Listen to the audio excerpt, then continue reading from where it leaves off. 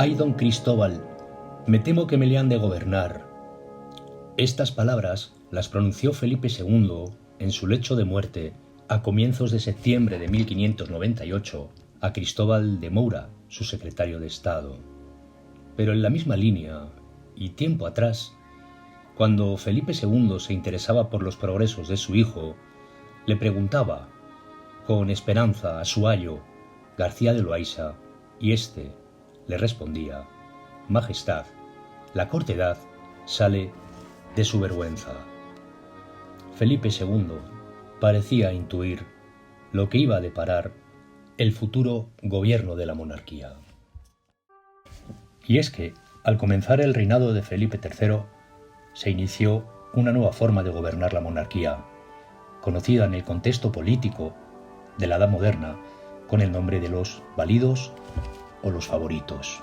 Este valimiento fue inaugurado por Francisco Gómez de Sandoval y Rojas, quinto marqués de Denia, y su privanza en el poder debió entenderse como una eficaz forma de gobernar. Tanto es así que al año siguiente, cuando despuntó la centuria del 600, esta nueva manera de gobernar se fue extendiendo también por las principales cortes europeas. En la corte de París destacaron como principales ministros los cardenales Richelieu y después Mazarino. 3/4 de lo mismo ocurrió en la corte de Viena, ejerciendo el valimiento Cles, y lo mismo ocurrió en Inglaterra, con el célebre duque de Buckingham. De nuevo, en España, cuando comenzó el reinado de Felipe IV, tomó la privanza Gaspar de Guzmán Pimentel, conde duque de Olivares, y tras su caída política en 1643, tomó la privanza su sobrino, Luis Méndez de Haro, marqués del Carpio. Estos validos representaban un cambio fundamental en la dirección política del Estado. El rey les delegaba su poder para que en su nombre gobernaran la monarquía, coordinaran los distintos aparatos y órganos de gobierno y, sobre todo, para que se hicieran cargo de los asuntos graves y urgentes del Estado. A cambio, el rey obtenía más tiempo para dedicarse a la vida pública, al ceremonial cortesano, a los rígidos protocolos que envolvían su sagrada persona y, en definitiva, al esparcimiento de su real persona. Por esta razón, algunos historiadores sostuvieron que en el contexto en el que surgen estos validos, las monarquías están en manos de reyes inmaduros, jóvenes, incapacitados para el gobierno, como fue el caso de Luis XIII de Francia o Felipe III de España. Otros historiadores se decantan por sostener que se debió a la propia evolución del sistema político iniciado en el siglo XVII, pero como decía el profesor Maraval, lo que se había producido realmente era una quiebra en el statu quo existente entre la vieja nobleza y la corona. Con el surgimiento de una élite de naturaleza eminentemente aristocrática que fue capaz de cambiar todo el panorama de relaciones políticas y sociales de la corte. Sea como fuere, el caso es que el 11 de noviembre del año 1599, cuando estaba reunida la corte en el Pardo, Felipe III le dio su entero poder a Francisco Gómez de Sandoval y Rojas, convirtiéndole al mismo tiempo en primer duque de Lerma y valido de la monarquía hispana. Desde entonces, Lerma se mantendría en el poder durante cerca de 20 años, creando un sistema de clientelas, de munificencias, con el propósito de preservar la integridad de esa confianza que había depositado en él el soberano, pero también por la necesidad política de mostrar, de ensalzar la imagen de una monarquía hispana que estaba iniciando su declive, que había perdido la hegemonía en favor de Francia, y lógicamente este sistema munificente de faraónicos festejos y de grandes ceremonias cortesanas afectarán también profundamente a Madrid, como sede de la corte. De hecho, las grandes transformaciones urbanas, económicas, sociales y culturales que se produjeron a lo largo del siglo XVII estuvieron íntimamente ligadas a las necesidades de los validos y también a esa necesidad de proyectar al exterior una imagen de una monarquía que se encontraba francamente ya en plena decadencia. El poder del duque de Lerma se hizo visible en la ciudad al poco tiempo. En el invierno del año 1601, la ciudad de Madrid iba a vivir uno de sus acontecimientos más dramáticos, el traslado de la corte a Valladolid. Sabemos que el traslado de la corte a Valladolid fue obra del duque de Lerma. Le movían poderosos intereses. Él era regidor perpetuo de la ciudad de Valladolid.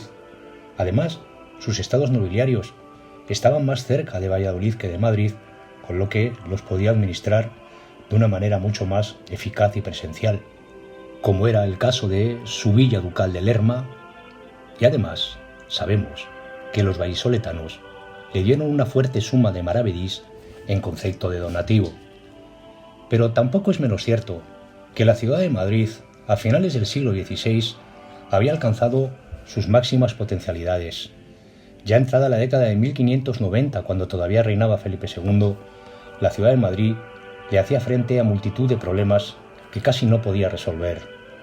De hecho, la creación de la Junta de Ornato y Policía, el año 1590, o por ejemplo la creación de la Real Junta del Pósito, ponían de relieve que la ciudad de Madrid era una ciudad densamente poblada, con multitud de problemas urbanos, sociales e higiénicos, a lo que había que añadir deficiencias en su sistema de abasto, en su sistema de abastecimiento de aguas y sobre todo de limpieza. Había una carencia de higiene y de salubridad de tintes claramente catastróficos, con lo que no es de extrañar que en la decisión de trasladar la corte a Valladolid, todas estas realidades que presentaba la corte de los Habsburgo pesaran en demasía. Convencido entonces Felipe III de las conveniencias, venturas y ventajas que traería para el gobierno de la monarquía y la corte su traslado a la ciudad de Valladolid, el 1 de enero del año 1601, el Consejo de la Cámara decretó la partida oficial de la corte. Rápidamente se despacharon las órdenes para que el mariscal de logis del rey y sus aposentadores prepararan las jornadas del viaje. De nada, de muy poco, sirvieron las peticiones, las súplicas y los memoriales y los ruegos que el concejo madrileño y la gente en general elevó al rey. Y es que el traslado de la corte a Valladolid, después de haber permanecido durante 40 años en la villa del Manzanares, iba a suponer el declive, la ruina para muchos de sus moradores y, en definitiva, para la propia ciudad de Madrid. De esta situación tan angustiosa dejó constancia el célebre cronista del rey Luis Cabrera de Córdoba, quien decía: de cada día prevalece la voz de la mudanza de la corte a Valladolid, lo cual se siente generalmente por todos los cortesanos que tan hallados estaban en este lugar, allende de la destrucción que será para este pueblo el dejarlo a cabo de 40 años de residencia en él, donde los más han comprado casas y hacienda y se habían acomodado como en tierra propia, sin otros muchos inconvenientes que se considera han de resultar. Pero por fortuna para Madrid, escasamente 5 años después, Valladolid no resultaba cómoda para la corte y, desde luego, los madrileños tampoco estaban dispuestos a dejarse arrebatar tan fácil su privilegio de capitalidad. Así es que una cuadrilla de procuradores y regidores del concejo madrileño empezaron a negociar con el duque de Lerma el retorno de la corte a Madrid. Y al final, toda negociación pasó por satisfacer la cantidad de 250.000 ducados y asumir los costos del retorno de la corte. Con esos 250.000 ducados, Madrid se comprometió a transformar aquel alcázar, un alcázar que acababa de ser prácticamente modernizado por el rey Felipe II. Ahora se trataba de adaptarlo a los nuevos gustos de la época al floreciente barroco. Pero también en esa cantidad enorme de ducados había una cantidad suculenta en compensación al duque de Lerma. Fue a partir del retorno de la corte a Valladolid cuando Madrid inició su andadura como una auténtica ciudad cortesana. Porque a partir de entonces, también, una parte del presupuesto municipal fue cada vez más absorbido por las necesidades de la corona, porque además buena parte de todos los negociados municipales del concejo de la villa se fueron convirtiendo en cuestiones de Estado, y porque también la ciudad de Madrid se convirtió en ese necesario escenario desde el cual proyectar la imagen del poder de la monarquía. En marzo del año 1606, la corte regresó a Madrid. Y no había concluido aquel año cuando el concejo de la villa se puso a dar solución a los múltiples problemas que tenía la ciudad para que la corte y el rey estuvieran cómodos. De este modo, bajo la tutela del gobierno de la monarquía, se empezaron a replantear todos los sistemas de limpieza de la corte. Se establecería en adelante una limpieza cortesana, es decir, más pensada en los poderosos, en los pudientes, en los vinculados al gobierno de la monarquía que realmente a las necesidades reales de toda la población. A su vez también comenzaría un discreto programa de construcción de alcantarillas y al mismo tiempo además se esforzarían por continuar empedrando todas las calles de la ciudad. Por motivaciones semejantes también se hizo un gran esfuerzo por dotar a la ciudad de Madrid de mayores recursos hídricos.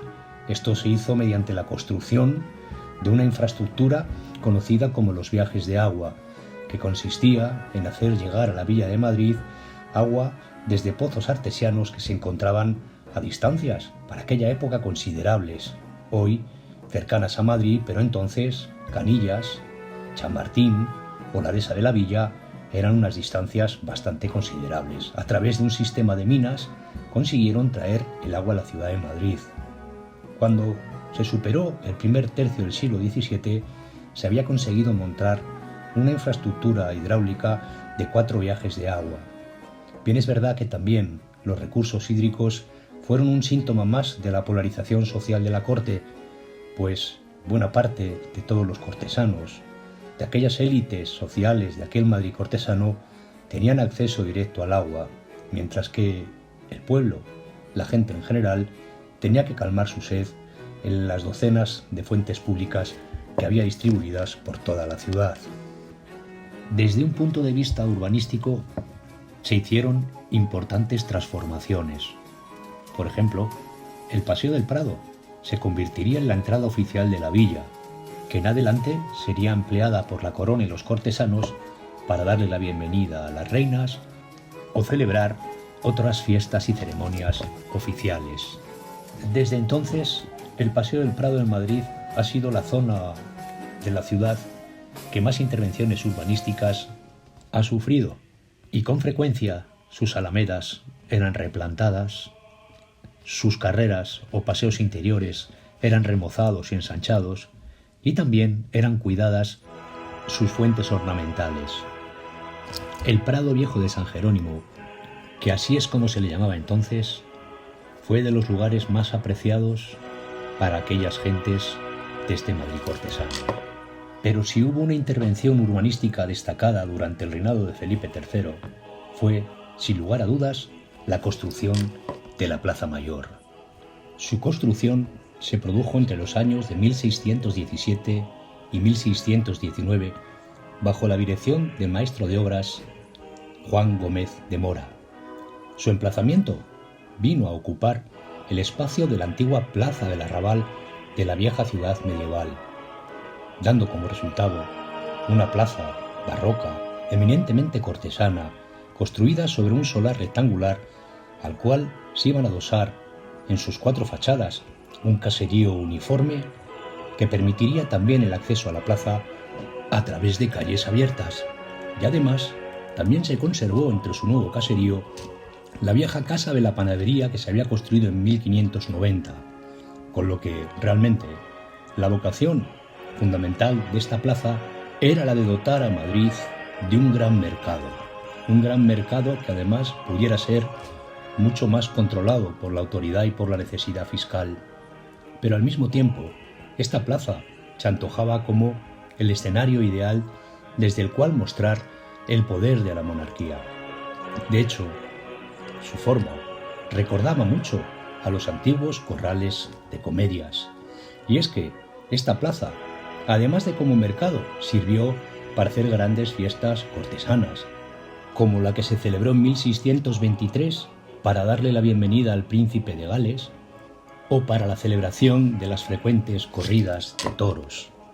Pero no siempre tenía un carácter festivo. A Rodrigo Calderón, marqués de Siete Iglesias y hombre de confianza del duque de Lerma, le degollaron por delante en esta plaza el año 1621. También acogía terribles celebraciones del poder de la monarquía, como los célebres autos de fe, que solían acabar llevando a la hoguera a algunos desdichados. De esta plaza, en la actualidad no queda nada, tan solo el solar rectangular, porque a lo largo de su historia padeció 3 grandes incendios. Uno primero en 1631, que se arruinó todo su flanco sur, uno segundo en 1672, que incluso destruyó la vieja casa de la panadería, que obligó a su reconstrucción, y uno tercero en agosto del año 1790, cuando reinaba Carlos IV, que redujo prácticamente a cenizas la totalidad de la plaza, menos la casa de la panadería construida después del segundo incendio. La reconstrucción de la plaza se produciría a partir del año 1791 con un proyecto del célebre arquitecto Juan de Villanueva, pero sus obras se prolongarían durante demasiado tiempo. No se concluiría prácticamente hasta la década de 1860 y su estilo no es barroco, es neoclásico.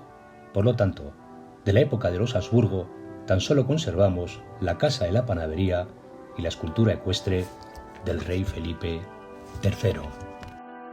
Durante el reinado de Felipe IV, hijo de Felipe III, se consolidó el carácter cortesano de la ciudad de Madrid. En ello tuvo mucho que ver la aparición del Real Sitio del Buen Retiro, un segundo Real Sitio en la ciudad de Madrid, situado en el este, en opuesto al antiguo Alcázar y sus posesiones colindantes. Madrid desde entonces estaría flanqueada por 2 grandes posesiones regias, con lo que no cabía duda que se reforzaba su carácter capitalino como sede permanente de la corte. La construcción del Real Sitio del Buen Retiro se hizo por iniciativa del conde-duque de Olivares, Gaspar de Guzmán y Pimentel, el valido del rey, que además de proporcionarle al rey un auténtico palacio de recreo, lujo y distracción, a él le permitirían seguir contando con su confianza y tenerle alejado de los asuntos propios del Estado. Los terrenos en los cuales se construyó el Palacio del Retiro, hasta el año 1561, que impactó la corte en Madrid, habían estado ocupados por pequeños bosques, campos de jarales, huertas y campos de labor. Había un pequeño camino que comunicaba la carrera de San Jerónimo con el antiguo camino de Vicálvaro, hoy Menéndez Pelayo, y en su tránsito y en aquellos terrenos había hasta 6 ermitas, fundamentalmente dedicadas a las costumbres, usos festivos y folclóricos de los madrileños de entonces. De entre todas las construcciones destacaba sobremanera el monasterio de San Jerónimo el Real, que había venido a este lugar, a lo alto de una de las vaguadas del arroyo de la Fuente Castellana del Prado, el año 1502. Monasterio importante para la corona, como vimos en el capítulo de la Baja Edad Media. Y es que, junto a este monasterio, los reyes disponían de un cuarto que solían emplear para retirarse a realizar distintas ceremonias de Estado, como preparar las entradas de las reinas en la ciudad o para realizar las célebres juras de los príncipes de Asturias o para guardar los pertinentes lutos cuando se producía la sucesión al trono. De hecho, de estos retiros es donde tomó el nombre la posesión. Su historia comenzó el año 1630, con motivo de la jura del príncipe Baltasar Carlos como príncipe de Asturias. Fue entonces cuando Olivares le propuso al rey la ampliación del cuarto real, de ese cuarto de retiro, con una serie de habitaciones para la reina, y remozar su entorno con hermosos jardines y estanques. Al rey le gustó la idea. Olivares rápidamente mandó comprar a la vida de Madrid todos los huertas y campos de labor de sus alrededores.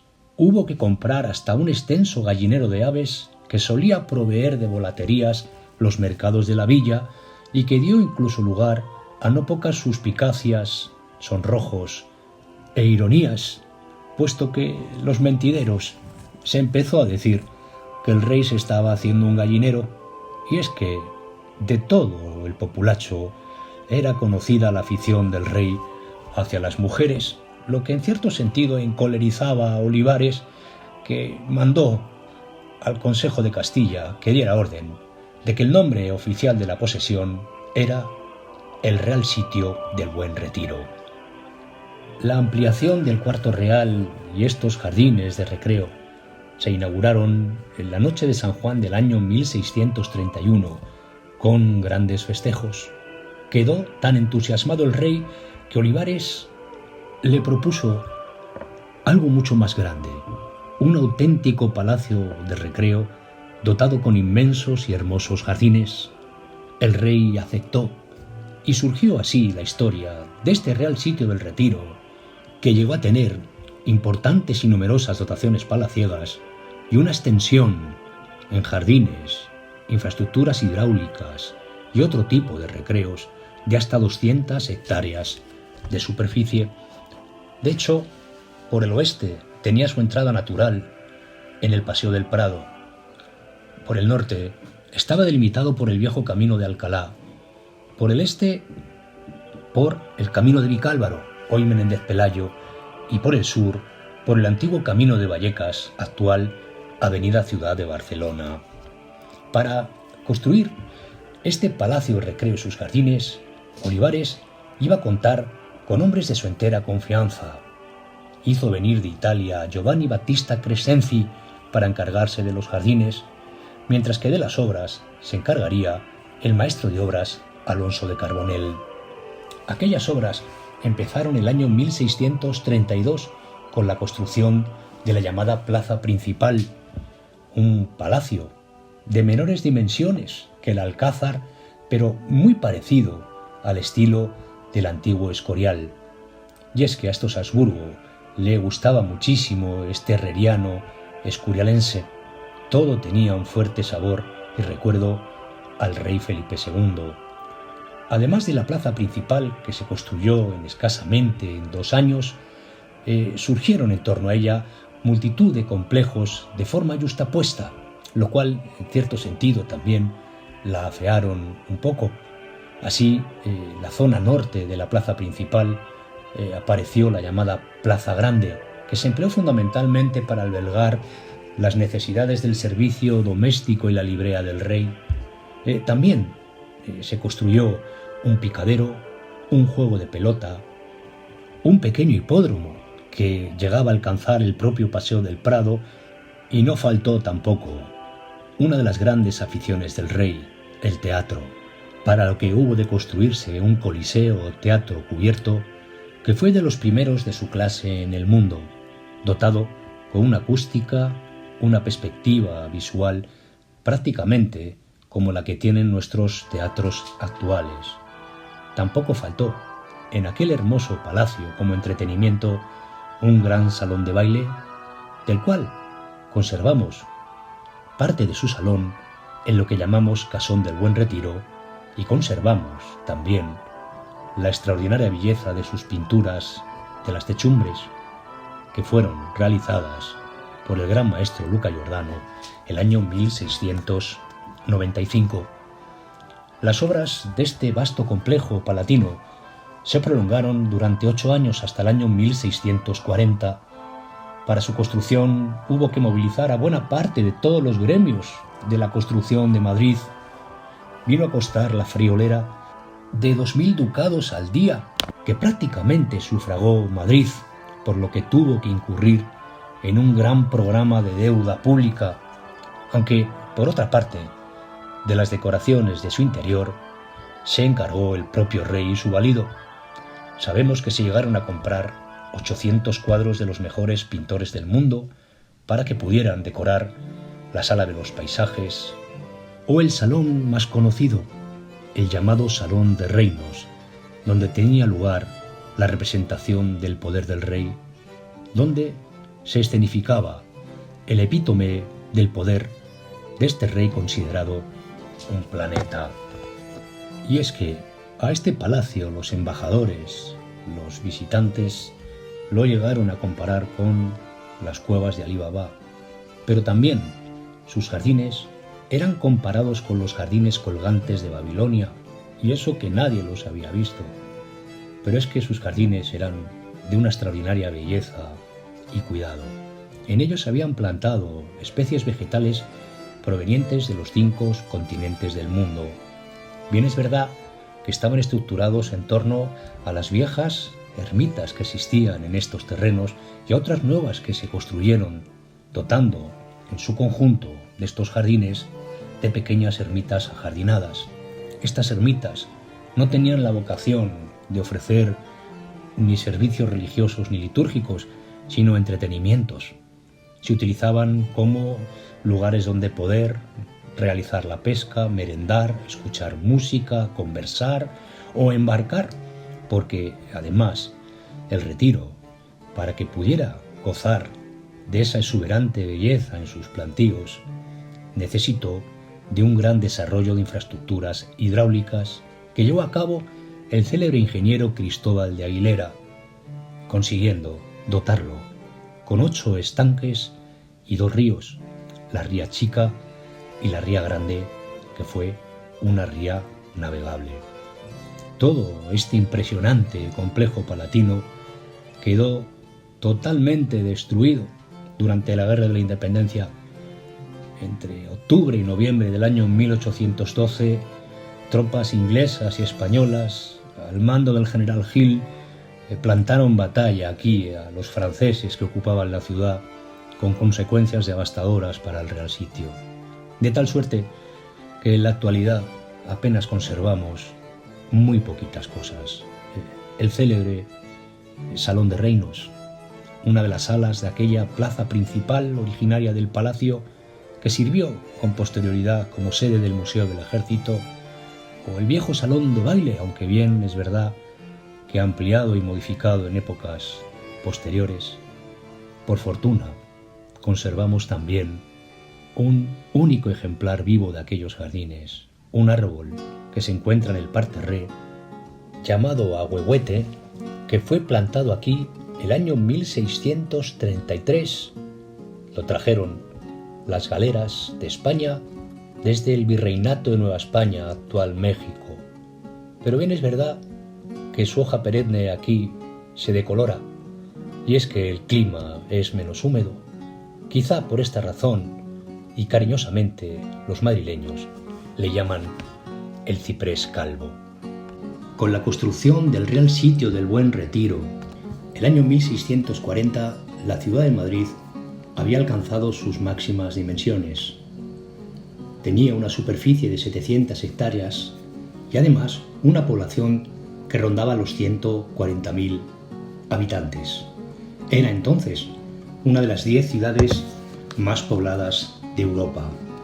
Sin embargo, ya entonces eran visibles los traumáticos acontecimientos que estaba provocando la llamada crisis del siglo de hierro, la del siglo XVII, motivada fundamentalmente por una guerra que se prolongaba durante años, la llamada Guerra de los 30 años, por un periodo permanente y frecuente de crisis agrarias y sus consecuentes crisis de subsistencia que afectaban enormemente a la capacidad, al poder adquisitivo de aquellos madrileños y que provocaba el encarecimiento de los comestibles en los mercados de la villa. A esta coyuntura desfavorable se unió también la voracidad fiscal impuesta por la corona, ya que para obtener liquidez con lo que hacer frente a sus múltiples frentes y a la guerra, no se le ocurrió otra que volver a cercar la ciudad. Y así, desde el año 1625 y hasta los años centrales del reinado de Felipe IV, esas 700 hectáreas de superficie se cercaron. Aquella cerca, conocida como Real Cerca de Felipe IV, era de mampostería y llegaba a alcanzar hasta los 7 metros de altura, con el único propósito de evitar el contrabando y el furtivismo. Así, todo aquel que venía a comerciar, comprar o vender a la Villa de Madrid tenía forzosamente que pasar a través de sus puertas al interior de la ciudad. Surgieron entonces puertas conocidas y célebres de Madrid como San Vicente, Toledo, Portillo de Lavapiés, Puerta de Atocha, Puerta de Alcalá, la Puerta de Recoletos, Puerta de Santa Bárbara o, por citar alguna más, la Puerta de los Pozos de la Nieve. Fue importante, por tanto, para las necesidades fiscales el control de las mercaderías a través de los viejos portazgos, donde todo comerciante debía satisfacer los impuestos debidos al rey y a la Villa de Madrid. Sin embargo, la cerca fiscal trajo muchísimos problemas para esta ciudad en el devenir de los siglos, puesto que impidió su normal desarrollo urbano, su expansión, y lo que provocó fue una escasez de oferta inmobiliaria frente a una población creciente ya visible entrada al siglo XVIII.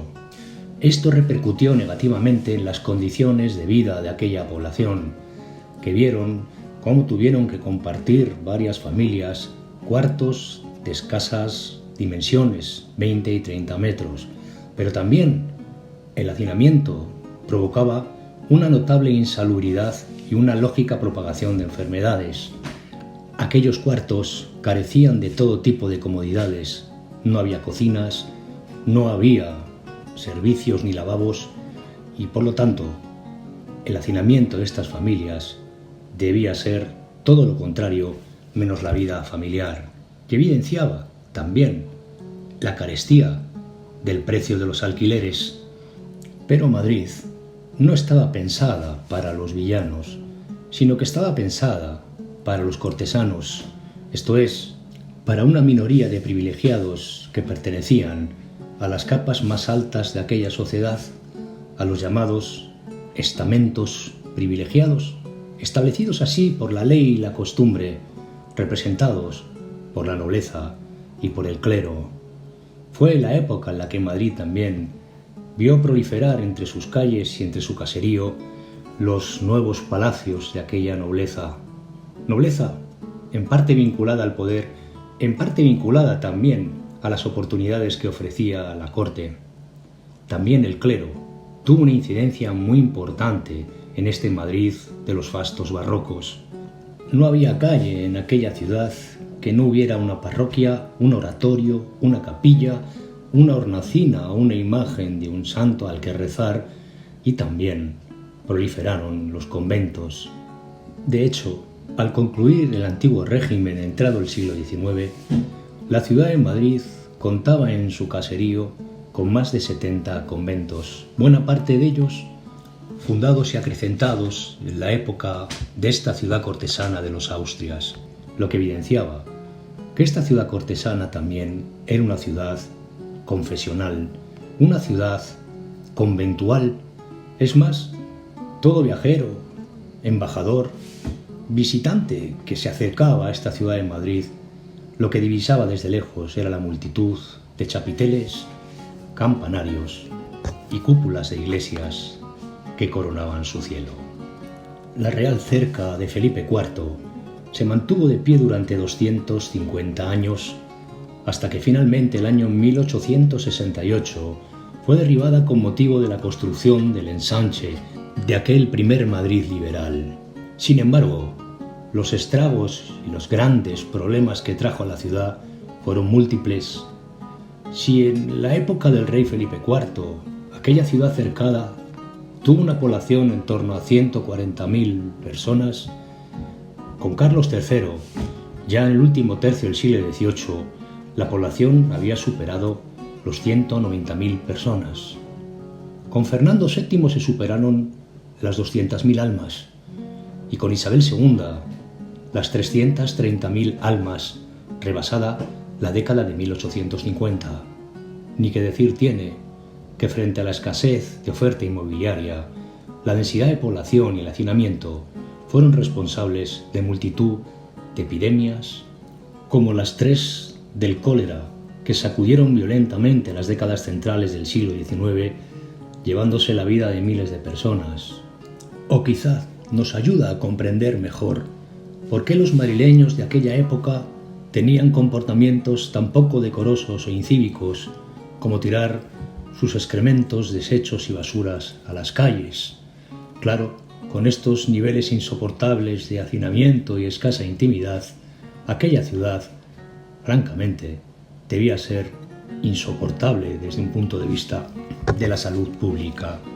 La cerca fiscal de Felipe IV fue una característica única de la antigua ciudad de Madrid, puesto que ninguna capital europea estuvo cercada durante tanto tiempo. Pero es que además hubo un control férreo sobre el comportamiento de aquella sociedad.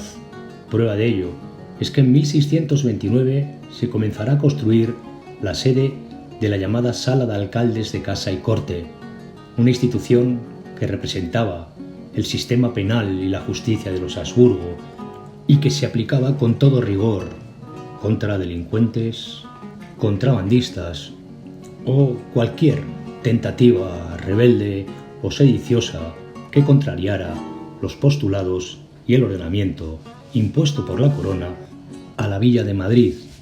En la actualidad, el edificio de la Sala de Alcaldes ocupa la sede central del Ministerio de Asuntos Exteriores, un magnífico edificio barroco trazado por el célebre arquitecto Juan Gómez de Mora. Junto a la Sala de Alcaldes, que fue conocida también como la Cárcel de Corte, se construiría también la llamada Casa de la Villa, o sede del antiguo Concejo o Ayuntamiento de Madrid, viniendo a completar el panorama de instituciones públicas que los Habsburgo dotaron a la ciudad. Las obras de la Casa de la Villa comenzarían el año 1629, tras la compra previa de los solares que daban junto a la plaza de su nombre, la Plaza de la Villa. Si bien se demorarían bastante, con un proyecto del célebre arquitecto Juan Gómez de Mora, no se iniciaron hasta el año 1644. 4 años después, tras su muerte, se hizo cargo de las obras José de Villarreal, pero fue tan azarosa, lenta y costosa su construcción que finalmente no se concluyó hasta el año 1698 por los maestros de obras José del Olmo y Teodoro Ardemans. Madrid había estado 600 años sin tener casa ayuntamiento propia, debiendo celebrar sus reuniones en una sala capitular de la vecina parroquia de Salvador. Ni siquiera con la llegada de la corte en 1561, a Madrid se le permitió tener casa ayuntamiento propia. Quizá en este momento de necesidad económica, fiscal y de creciente control social es cuando el rey Felipe IV creyó que era el momento de que Madrid tuviera por fin su propia casa ayuntamiento. Pero lo azaroso y prolongado de estas obras también evidenciaban una ciudad en crisis, con un estancamiento notable en su desarrollo urbano, con una pérdida permanente de población y una contracción económica en toda la actividad artesanal y comercial de la villa. Esta decadencia, ya visible en los últimos años del reinado de Felipe IV, se hizo casi endémica durante todo el reinado del último de los Habsburgo, Carlos II. Carlos II heredó el trono de España con tan solo 4 años de edad, haciéndose cargo de los asuntos de su monarquía su madre, la reina Mariana de Austria. quien, siguiendo la costumbre iniciada en el 600, delegó el gobierno en un hombre de su entera confianza, un fraile jesuita llamado Juan Everardo Nitar. Movido por un cierto carácter intransigente que perseguía moralizar aquella atrasada e inculta sociedad, decidió clausurar los corrales de comedias, lo que se sintió profundamente en la ciudad de Madrid, ya que los corrales de comedias y el teatro eran una de las pocas vías de escape para aquellos madrileños de entonces. Detrás de la decisión de Nitar de clausurar los corrales estaba la mano de la reina, clara enemiga de Juan José de Austria y de su pretensión de hacerse con el gobierno. Juan José era hijo bastardo de Felipe IV con la célebre actriz de teatro María Calderón, pero el bastardo consiguió desplazar a Nitar y hacerse brevemente con el gobierno, aunque la intervención de la reina hizo que de nuevo pasara el control de los asuntos de la monarquía a otro religioso, a Fernando Valenzuela, quien puso en marcha unas medidas más flexibles y tolerantes, que sobre todo buscaban contentar y tranquilizar al pueblo de Madrid. Así, bajo su mano, se fue reorganizando y mejorando el sistema de abastos a los mercados, en una época de creciente malestar social y carestía. A su vez se reabrieron los corrales de comedias y también puso en marcha un discreto programa de obras públicas, como fue la apertura del célebre Arco de la Armería o la reconstrucción de la Casa de la Panadería tras el segundo incendio que sufrió la Plaza Mayor el año 1672. Contemporáneo a estas obras también fueron la terminación de la iglesia del convento de las Calatravas de la calle de Alcalá o de la célebre capilla de San Isidro en la plaza de San Andrés, además de otros conventos como el de las Comendadoras de Santiago o la iglesia del convento de San Cayetano de monjes teatinos en la calle de Embajadores. Como hecho anecdótico, destacó el traslado de la escultura ecuestre de Felipe IV desde el Real Sitio del Buen Retiro a lo alto del frontispicio del Alcázar. La mayoría de edad alcanzada por Carlos II en 1675, cuando contaba con 14 años, y el final de la regencia de su madre Mariana de Austria acentuaron todavía más las disputas políticas entre Fernando Valenzuela y Juan José de Austria. Este último conseguiría que Carlos II le nombrara su ministro universal en 1679 y con plenos poderes consiguió que la reina Mariana de Austria abandonara la corte para trasladarse a Toledo y encarcelar a Fernando Valenzuela. Pero el gobierno de Juan José no contaba tampoco con el aplauso del pueblo. De hecho, una de las primeras medidas que hizo fue el volver a colocar la estatua ecuestre de Felipe IV en el Real Sitio del Buen Retiro, bajándola así del frontispicio del Alcázar, lo que provocó que el populacho, siempre enterado de las cosas, cantara unas coplillas que realmente ponían de relieve la verdadera crudeza de la situación. ¿A qué ha venido el señor don Juan? A bajar el caballo y a subir el pan. O pan y carne, a 15 y 11, como fue el año pasado. Pues nada ha bajado, salvo el caballo de bronce. Juan José murió ese mismo año, al parecer aquejado por unas repentinas fiebres tifoideas. Pero el caso es que una semana después, Mariana de Austria llegaba a la corte y, para salvaguardar su seguridad, prefirió no instalarse en el Alcázar, sino en el vecino palacio de los duques de Uceda, hoy Capitanía General y Consejo de Estado, que se encontraba en el arranque de la calle Mayor. Entonces, el gobierno de la monarquía fue asumido por el duque de Medinaceli, aunque bien es verdad que su breve mandato nos legó algunos de los episodios más sombríos de aquel reinado de Carlos II, como la celebración del auto de fe del año 1680 en la Plaza Mayor, y también contribuyó a que los trinitarios recuperaran una talla de un Jesús nazareno que, estando cautiva en Fez, pudo finalmente llegar a su monasterio en la actual calle de Jesús de Medinaceli en 1682, previa solemne procesión que pasó incluso por delante de la fachada principal del Alcázar.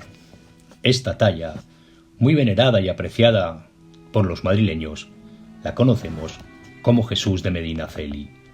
Medinaceli fue reemplazado por el conde de Oropesa en 1685, momento en el que se está construyendo el Hospital de San Fermín de los Navarros, en parte de los jardines del conde de Monterrey en el Prado Viejo de San Jerónimo. Pero la situación a la que se enfrentará Oropesa será delicada y compleja, puesto que en esos momentos la sucesión al trono se ha convertido no solo en un problema de la monarquía hispana, sino también del equilibrio político internacional. La situación se agravó en 1689, cuando la joven reina murió de una apendicitis, al parecer provocada por los estrictos controles alimentarios que le hacían para favorecer su fertilidad. Se produjo entonces el segundo casamiento del rey Carlos con la joven princesa alemana Mariana de Neuburgo, de cuya pomposa entrada en la ciudad de Madrid todavía conservamos una puerta ceremonial que da acceso al Parque del Retiro. Como la joven reina vino acompañada por un amplio séquito de católicos alemanes, fue deseo de Mariana de Austria cederle para el culto la célebre iglesia de San Antonio de Padua, también conocida como San Antonio de los portugueses, y en adelante conocida como San Antonio de los alemanes, sin duda una de las joyas del barroco madrileño. Sin embargo, Mariana de Neuburgo tampoco le dio un heredero al rey, y es que la infertilidad era responsabilidad del rey. Las múltiples enfermedades que padeció, heredadas de la consanguinidad recurrente entre miembros de su familia a lo largo de generaciones, le imposibilitaron tener descendencia. En este conflictivo problema sucesorio, en el que ya mediaban partidarios del bando austríaco y del bando francés, llevaron a considerar que el rey estaba hechizado. Y para poner remedio a los hechizos y que pudiera, por fin, dar un heredero al trono, le sometieron también a exorcismos y a no pocos remedios médicos que terminaron por deteriorar todavía más la salud de Carlos. La situación de la ciudad de Madrid también atravesaba por momentos delicados. El 28 de abril de 1699 se produjo un motín de subsistencia contra el gobierno del conde de Oropesa, provocado por el incremento de los precios en los productos básicos, pero sobre todo el abusivo precio del pan, que era básicamente lo que comía la mayoría de la población. Carlos II murió el 1 de noviembre del año 1700, y con su muerte se iniciaría una larga y cruenta guerra que afectó no solo a la monarquía hispana, sino a toda Europa y su ámbito colonial, conocida como la Guerra de Sucesión.